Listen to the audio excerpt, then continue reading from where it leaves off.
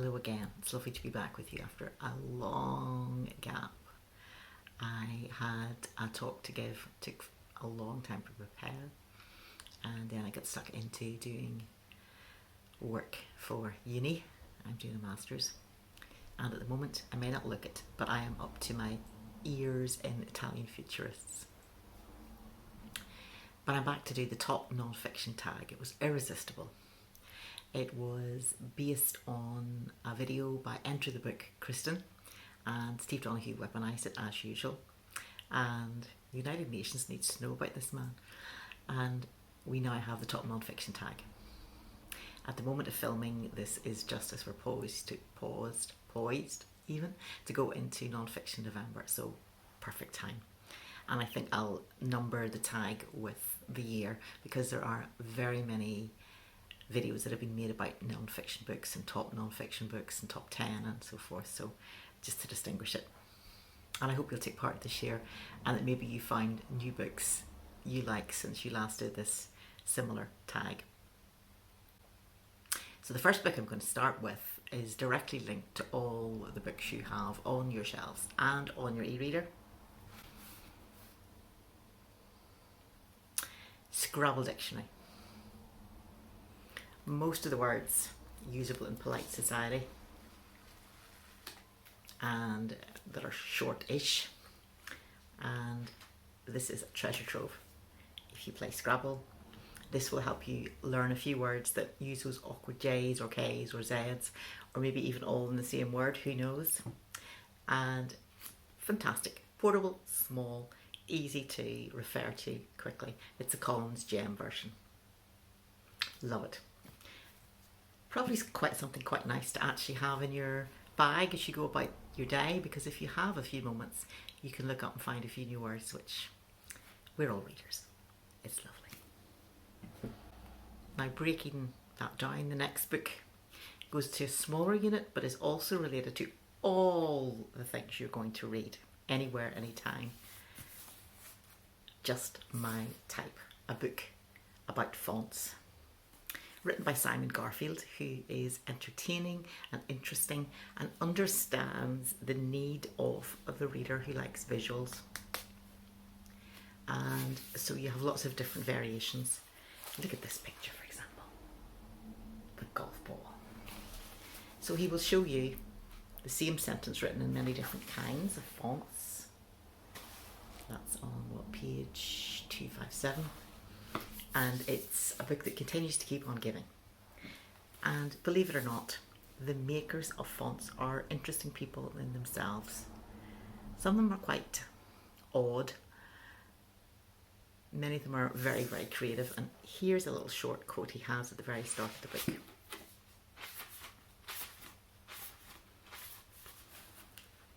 This is taken from the Times magazine in December 1936. In Budapest, surgeons operated on printer's apprentice, his name is unpronounceable to me, Georgi Szabo, 17, who, brooding over the loss of a sweetheart, had set her name in type and swallowed the type. I recommend this book as fantastic because it helps you to look at any book you pick up with new interest. Quite often inside, where it's detailing the ISBN number and where it was published and so forth, they will say what type or font a book is set in, and you will now actually become on first name terms with them. Fabulous book. Next book is about a person. It's a biography of a person you've probably never heard of, the Reverend Sydney Smith. So this is called by one of his phrases. He's very witty person, very smart, very witty clergyman. And he wrote that he got moved to a rural parish, and he described it as being 12 miles from a lemon. So that's the title of the book, 12 Miles from a Lemon. Selected writings and sayings of Sydney Smith.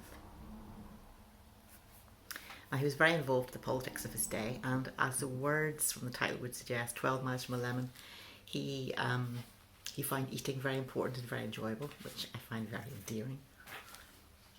But he writes a little bit about, he writes a lot of letters, for example, which are really well known and remembered. But he has a particular story about someone who wrote poetry. So here it is. It's by Hesketh Pearson from a book called The Smith of Smiths. "How is Rogers?" asked someone. "He is not very well," replied Sidney. "Why, what is the matter?" "Oh, don't you know he has produced a couplet? When he is delivered of a couplet, with infinite labour and pain, he takes to his bed, has straw laid down, the knocker tied up, expects his friends to call and make inquiries, and the answer at the door invariably is, 'Mr. Rogers and his little couplet are as well as can be expected.' When he produces an Alexandrine, he keeps his bed a day longer." So, good company, interesting to read about. Nobody else may ever be interested in hearing what you've heard about or read of Sidney Smith, but he is an excellent, witty man. Something I like especially about him is that he lived in a house and he had a butler, but in his case the butler was a woman, and as you can tell from his necktie and apparel, that was very unusual at the time, to be giving a woman an important and supervisory role. So my heart warms for this guy, Sidney Smith.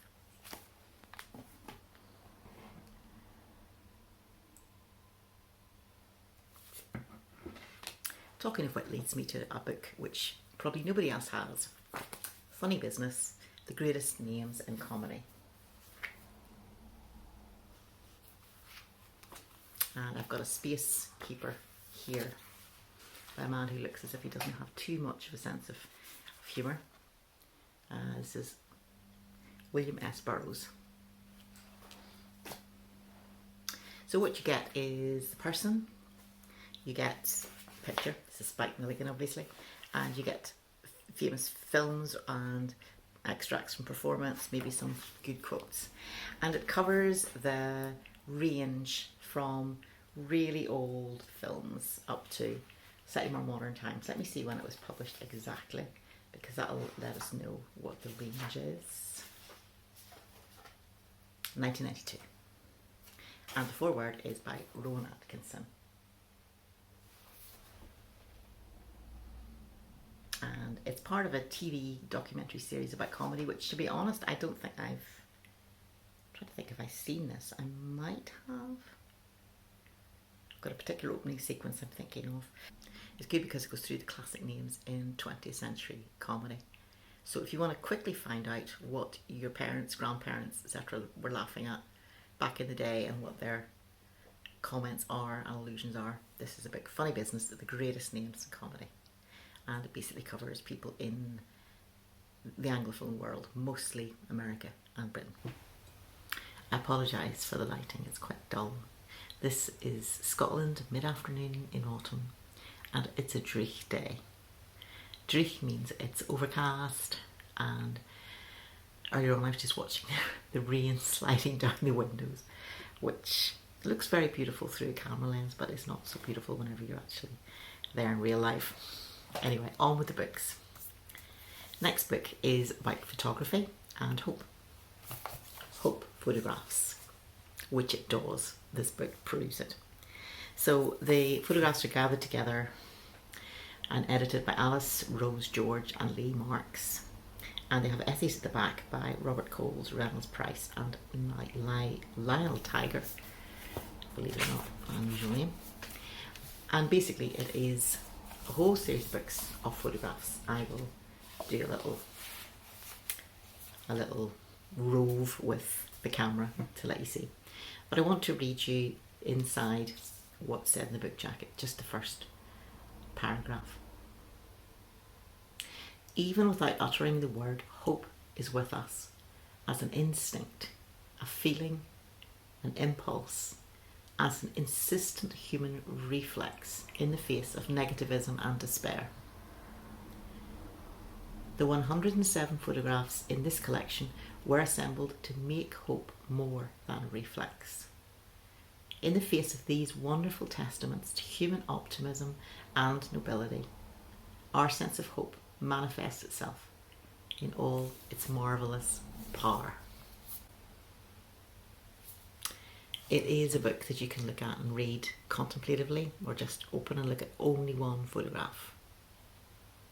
And There's a photograph in here, for example, which I think should be the one on Christmas cards. It's just brilliant.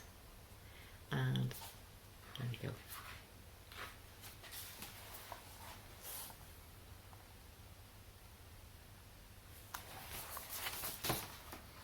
Simply a picture from maternity picture of a woman who's pregnant. Love it. So black and white mostly, very few slightly coloured, but one to look at and ponder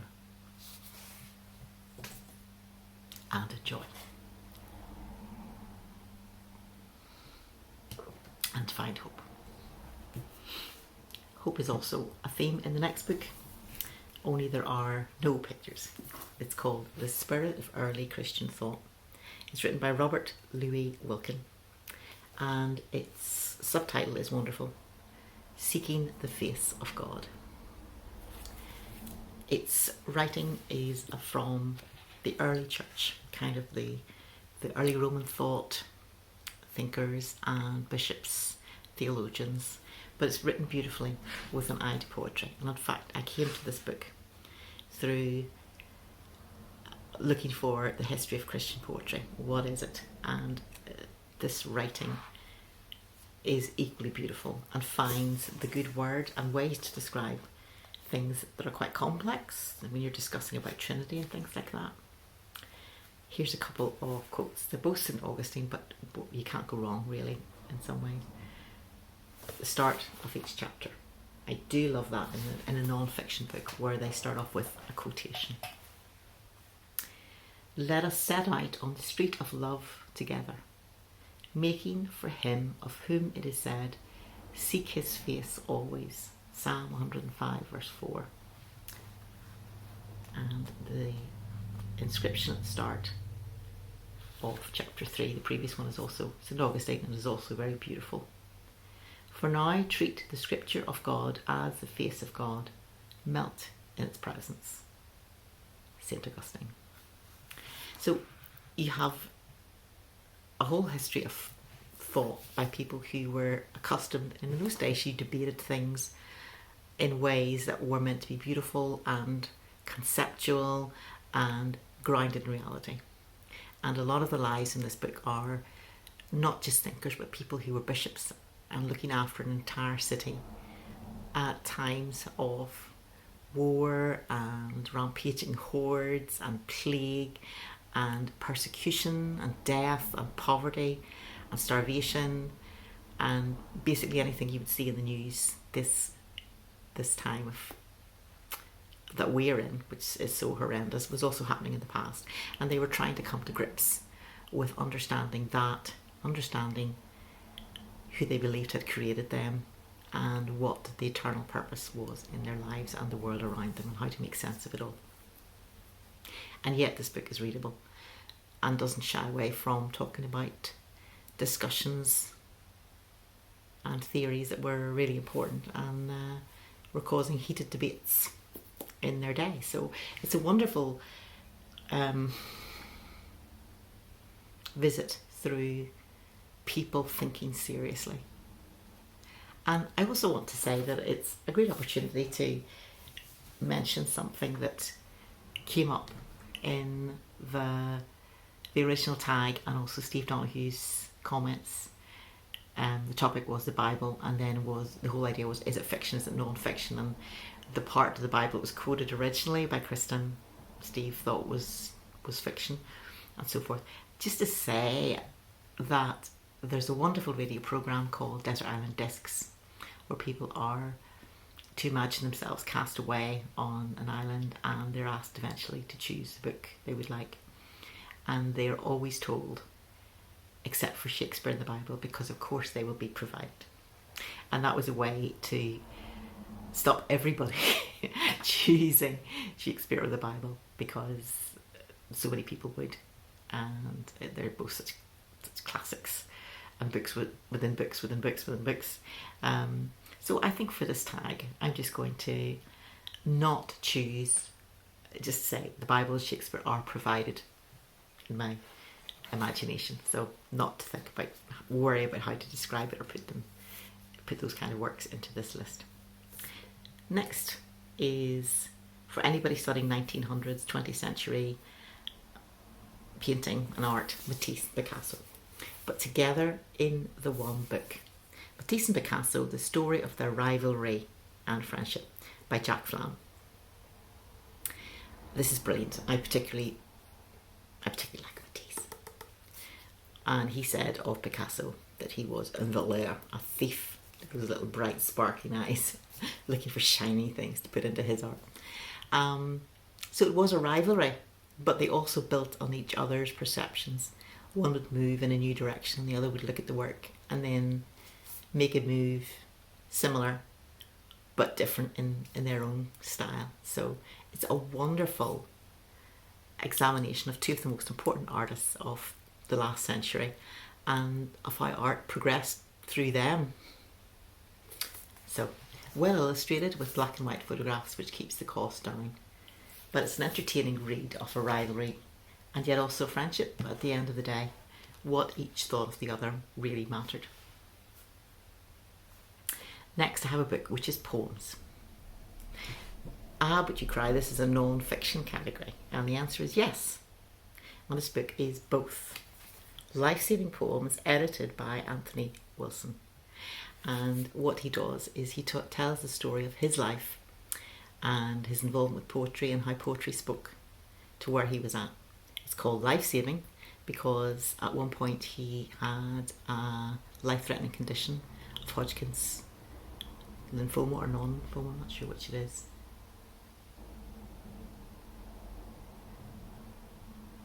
First of all, it was a notebook, then it became a blog.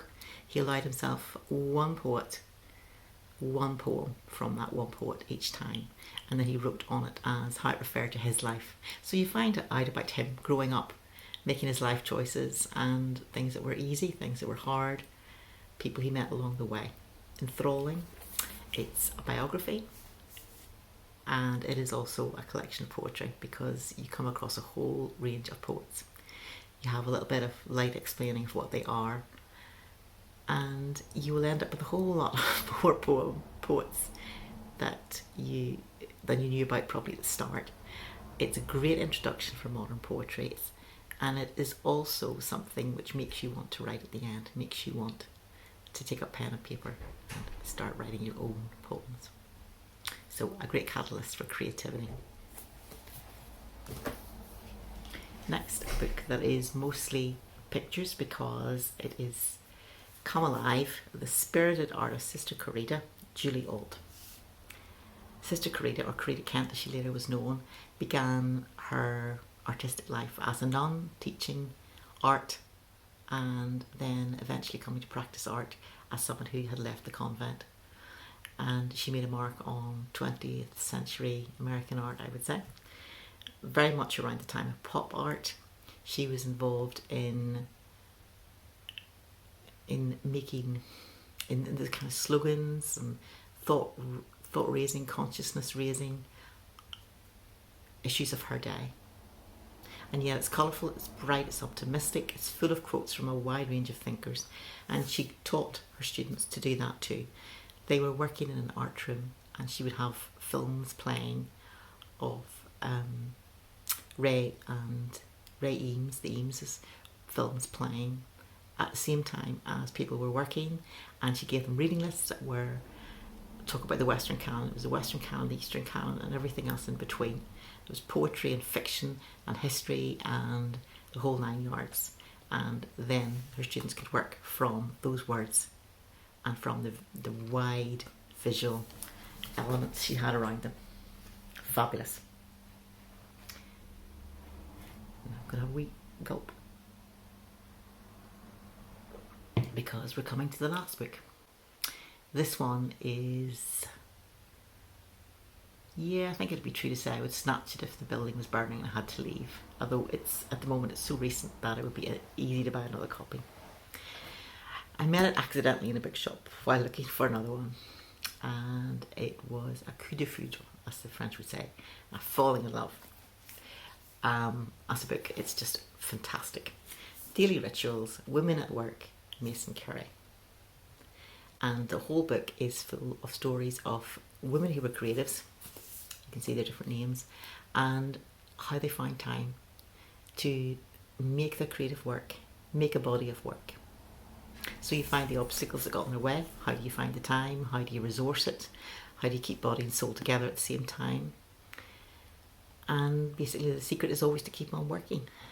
When you're sick, when you're unwell, even when you're declared mentally unstable. I mean, it is a matter of life and death. There is a writer, Janet Frame. She was misdiagnosed as schizophrenic. Nevertheless, she managed to write fiction with increasing dedication and published her first book, The Lagoon and Other Stories, in 1951, while she was a patient at Seacliff Lunatic Asylum. There's no soft soaping there about the name of where she was staying, Lunatic Asylum. There, she was scheduled to have a lobotomy, but when Frame's doctors learned that her book had won New Zealand's most prestigious literary prize, the procedure was called off. Instead, she was released. So it can be the matter of the difference between life and death.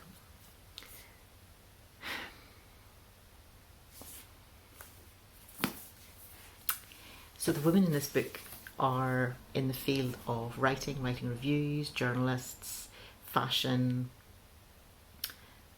artists, dancers, scientists, which is Marie Curie, the obvious one, I suppose, in a way, but also sculptors, musicians, composers. It's wonderful, and it was produced after Mason Carey wrote his first book, which was about daily habits of creative people, and it turned out to be mostly men that were mentioned, the usual well-known people, and there were queries made, and he realised that he'd actually included very few women, and this book was written as a balancing. I think the only person who would not enjoy this book would be someone who absolutely hates women or absolutely hates creativity. There's little short bios, there's photographs. Each one is an encouragement to live your life to the full of your creative potential. And each person found their own way. That's the message of the book.